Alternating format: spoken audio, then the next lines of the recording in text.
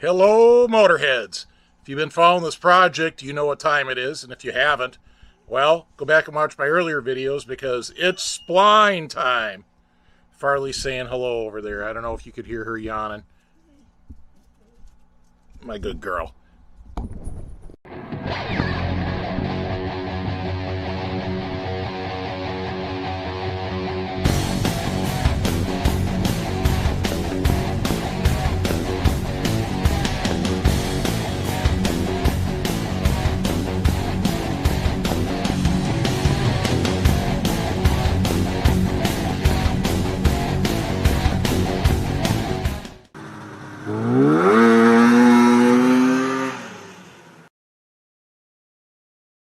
All right, Motorheads, here's what we've got going on. This is the shaft I blanked out in the last video. We're going to cut splines into it, obviously. This is a spline cutter I bought off of a guy on Pirate 4x4 many years ago. The teeth are, they're TPG 321s, and it's been used, but they're not bad. We're going to start off with that, and when we get closer to finished, we will probably change out those inserts. This is the side gear from that damaged Detroit locker. Kind of nice to have a damaged Detroit around, so I have a 35 spline side gear. And there's the stub I cut off. You can just kind of use that for a comparison on the fit quality. Basically, how much does it rock on the splines and that. So get you set up, and we'll start working away at this. Okay, first thing we're going to do is check the run out. So turn off the brake, pull back that detent, and spin this.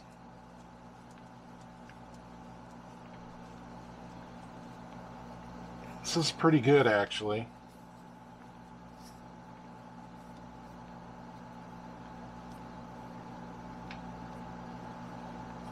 But I'm going to see if I can improve on it any.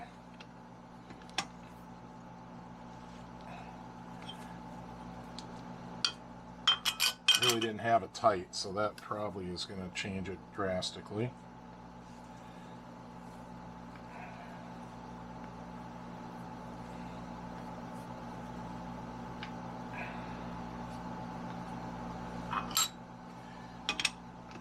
Alright, let's lock this down a little better. Alright, so that wasn't awesome on the run out. So I'm going to turn it a third of a turn and run it around and check it again.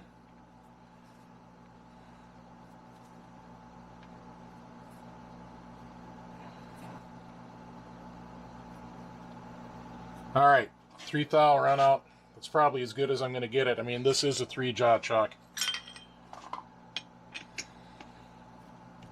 Make sure she's good and tight.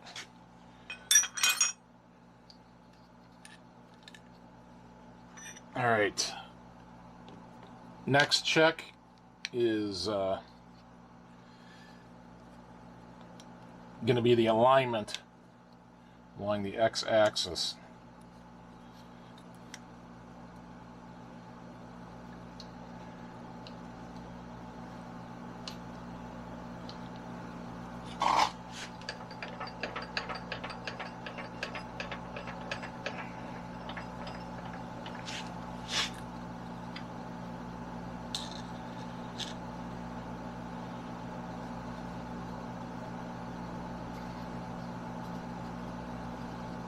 Sorry, the arm's probably blocking you on the indicator. I've only got one camera.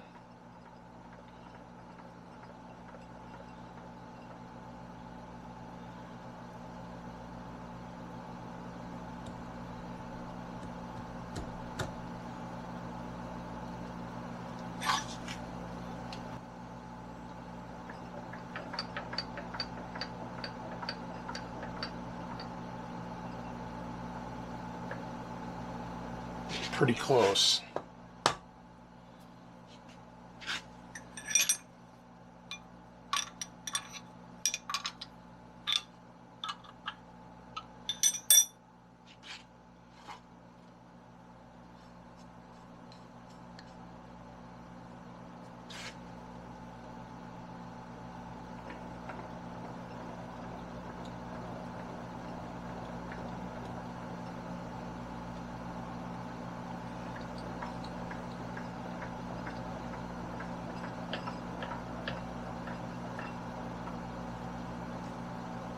All right, that's right on.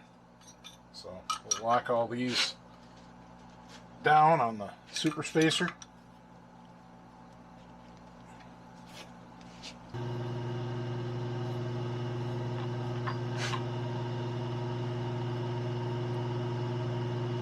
Okay, so next thing we're going to do is just touch off lightly.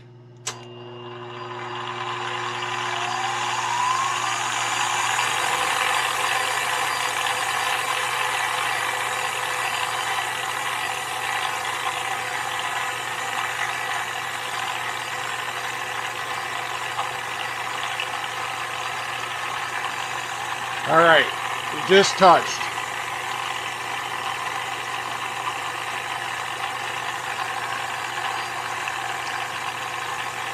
So, with that zeroed, we back it out.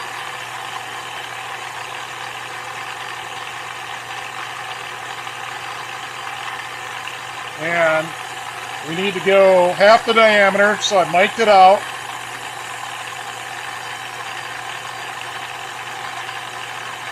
And then plus 0.3125, so 1.055.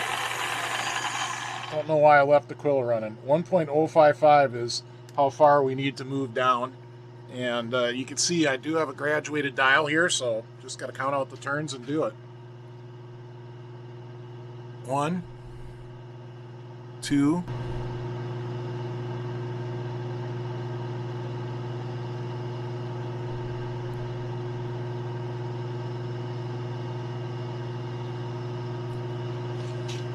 All right, so that should put us on center on the cut. But, now we're going to touch off in the Y direction and set a 0.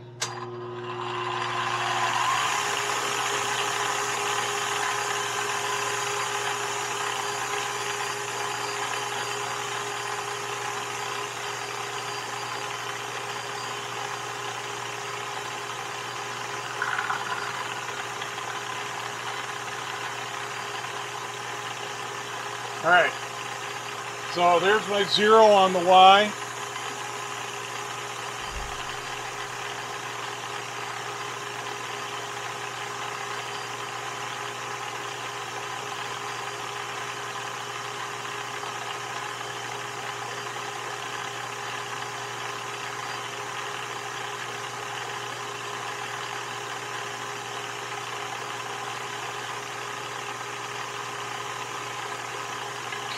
Gonna go 25 thou deep and cut a spline.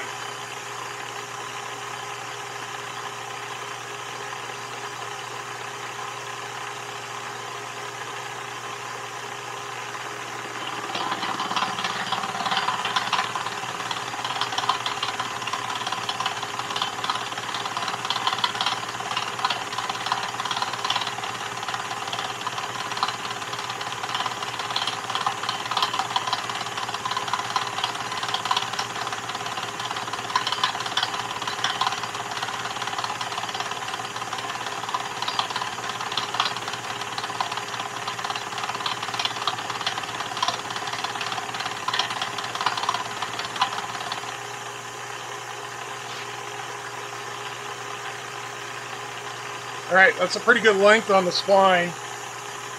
So I'm going to set my table stop because I don't really want to count down on the X every time. I want to just bump the table stop. Check and make sure you can see what I'm doing.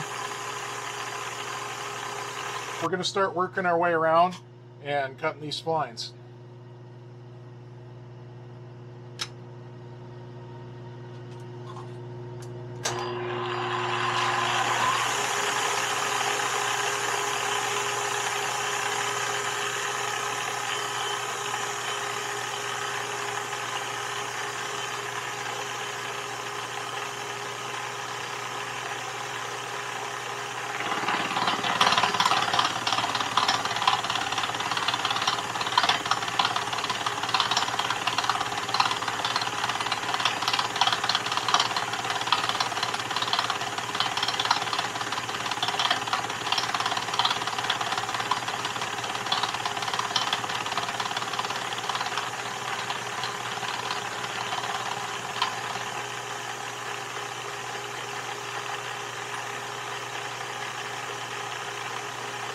index.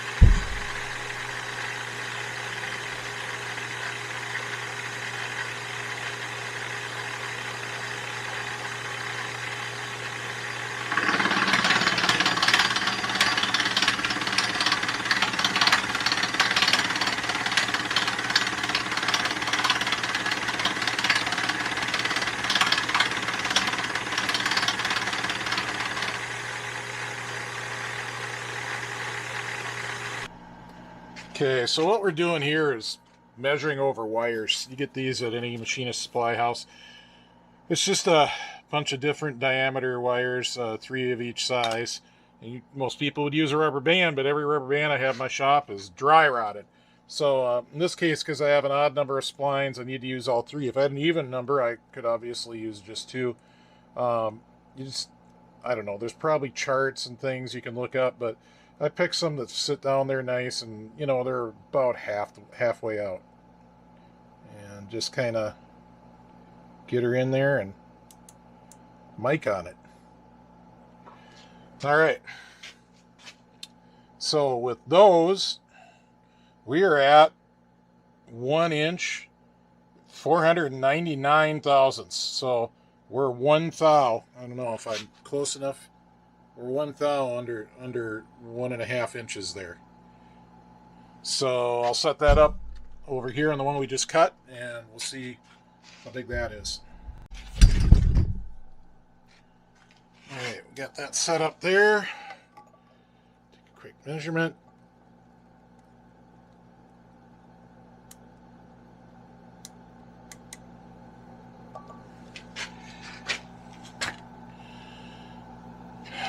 Quite a bit bigger, or I did something wrong, because that's 1,554. I actually have those halfway around. So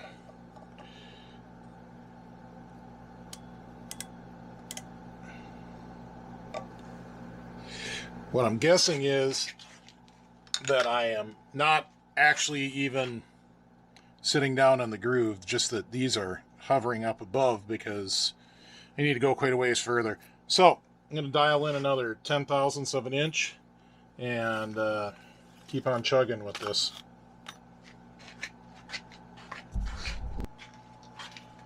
All right, folks, we're getting there. So I think earlier I said my target depth of cut was 32 thousandths. It's not. It's 62 and a half. It's AWA 62 and a half for these 24 pitch splines.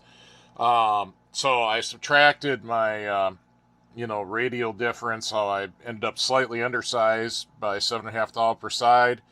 And so I fed in to 55 thou, which is in theory the perfect depth of cut for these splines according to Machiner's Handbook. And you can see we're going on. We stopped a little short there, and we're maybe a little tight. And I'm not sure if it's this coupler. I don't think it's the coupler. Let's see, the coupler gets real tight from that direction. All right, so back onto this. So the coupler does go either direction on this, the piece we cut off. So it only goes so far because then it's hitting the end of the splines there. But I should have the coupler sliding on further than that.